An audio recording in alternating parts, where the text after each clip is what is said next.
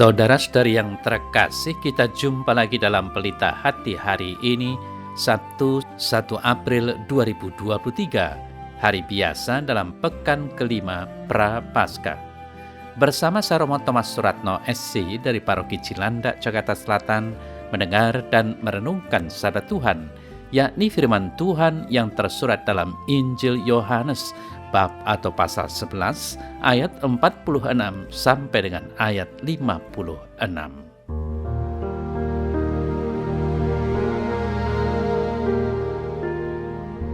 Banyak di antara orang-orang Yahudi yang datang melawat Maria dan yang menyaksikan sendiri apa yang telah dibuat Yesus, percaya kepadanya.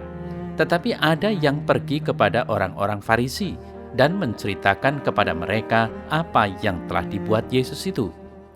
Lalu imam-imam kepala dan orang-orang Farisi memanggil mahkamah agama untuk berkumpul dan mereka berkata, "Apakah yang harus kita buat? Sebab orang itu membuat banyak mukjizat.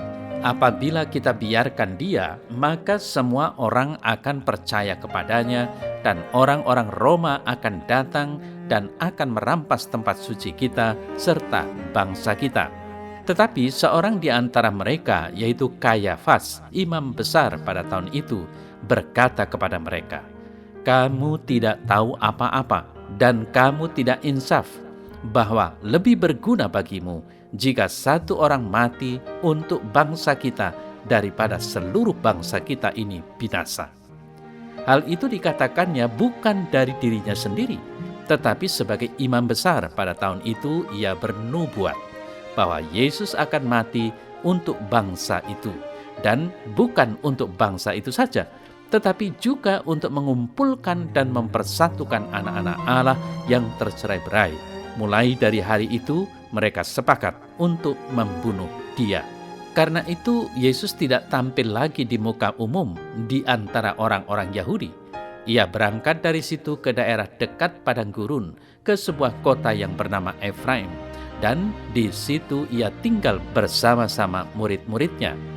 Pada waktu itu hari raya Paskah orang Yahudi sudah dekat, dan banyak orang dari negeri itu berangkat ke Yerusalem untuk menyucikan diri sebelum Paskah itu. Mereka mencari Yesus dan sambil berdiri di hadapan Bait Allah, mereka berkata seorang kepada yang lain, "Bagaimana pendapatmu? Akan datang jugakah ia ke pesta?"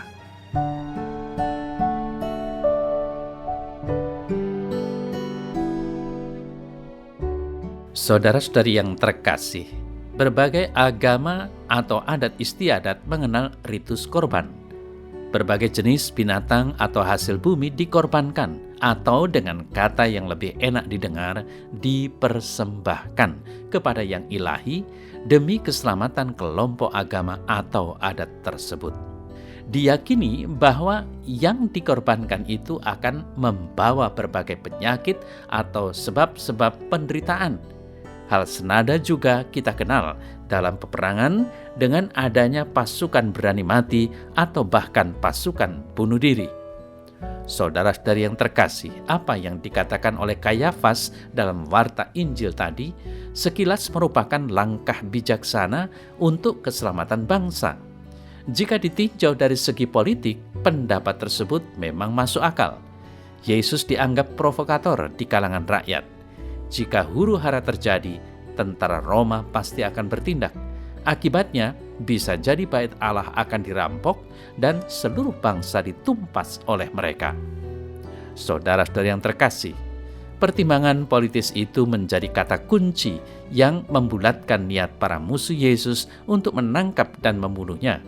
Persoalannya, apakah kehadiran Yesus akan mengakibatkan huru-hara? Bukankah ia mengadakan mukjizat demi menggugah iman bangsanya agar semakin mengakui kuasa Allah? Pendapat Kayafas yang bijaksana itu bisa ditafsirkan sebagai suatu ketakutan tanpa dasar yang kuat. Ia mencoba menghalalkan ketakutannya dengan alasan demi keselamatan bangsa. Tidak dapat diingkari bahwa kematian Yesus mempunyai kaitan erat dengan intrik politik, ambisi, dan iri hati para penguasa. Anehnya bahwa alasan yang kemudian dipakai untuk menghukum dia bukan alasan politik, tetapi alasan agamawi. Mereka menuduh Yesus telah menghujat Allah karena memproklamirkan diri sebagai Mesias, Raja Yahudi. Saudara-saudara yang terkasih, apa yang harus kita buat? Dia membuat mujizat, banyak pengikutnya, dia dianggap nabi. Kita bisa kehilangan kehormatan diri dan bangsa kita. Lalu bagaimana dengan kita? Apa yang bisa kita buat sesuatu untuk mencegahnya? Saudara-saudari yang terkasih, kita harus mengakui bahwa terkadang kita juga masuk dalam ritme dan situasi hidup seperti itu. Terperangkap oleh emosi, nafsu, egoisme, kepentingan diri, martabat yang diagungkan, status yang dimuliakan, kuasa yang dibanggakan. Kita tidak dapat melihat kebaikan orang lain, keberhasilan, kesuksesan mereka. Lalu muncul sikap antipati, mengatur siasat dengan mengorbankan seseorang, dengan memotong jalan hidup orang lain, dan sebagainya.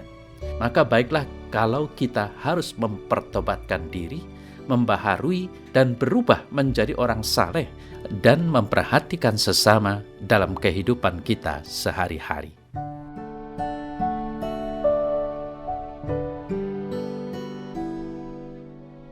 Dalam nama Bapa dan Putra dan Roh Kudus. Amin. Ya Bapa, Putramu Yesus Kristus mengorbankan diri, menanggung dosa-dosa manusia demi keselamatan bangsa manusia. Bantulah aku yang lemah ini untuk berani meneladani semangat Putramu, berkorban demi keselamatan sesamaku. Amin. Semoga Allah yang Maha Kuasa memberkati saudara dalam nama Bapa dan Putra dan Roh Kudus. Amin.